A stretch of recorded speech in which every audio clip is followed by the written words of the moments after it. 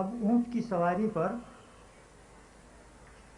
ایک پیراگراف ملاحظہ فرمائیے.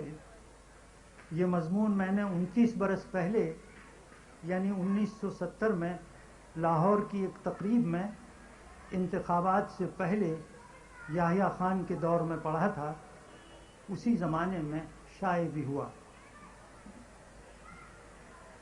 اونٹ کی سواری کی چند خصوصیات ہیں. پہلی خصوصیت تو یہ کہ پیدل چلنا اس سے بدرجہ بہتر ہے. دوسری خصوصیت یہ کہ یہ واحد سواری ہے جس میں سوار سواری سے زیادہ چلتا اور خستہ و خوار ہوتا ہے. یعنی اونٹ اگر 1 گز آگے چلتا ہے تو سوار 2 گز اوپر نیچے ڈبکیاں لگاتا ہے. اونٹ کی سواری کا بنیادی اصول ہمیں یہ بتایا گیا تھا کہ آدمی کے بدن کی جنبش کوہان کی حرکت کے مطابق ہونی چاہیے. یہ سواری کا سب سے کم تکلیف دہ طریقہ ہے.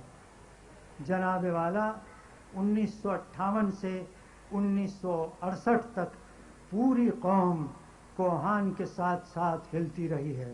کیا کہنے. واہ واہ. کوہان تو غائب ہو گیا لیکن ہلنا ابھی تک نہیں گیا.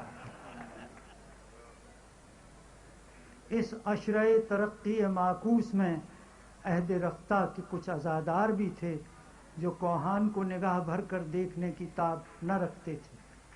سو وہ اپنا منہ اونٹ کی دم کی طرف کر کے بیٹھ گئے اور انگریزی راج کی مساوات اور انصاف کی خودی خوانی کرنے لگے جب شیر اور بکری ایک گھاٹ پیاسے مرتے تھے. کیا کہنے.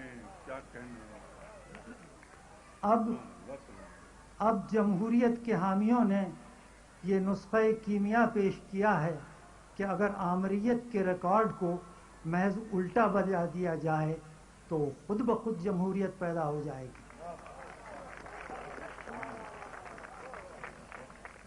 حضرات، جذبہ نیک سہی لیکن لسی سے واپس دہی جمتا ہم نے تو نہیں دیکھا. واضح رہے کہ مضمون 25 سال پہلے لکھا ہے.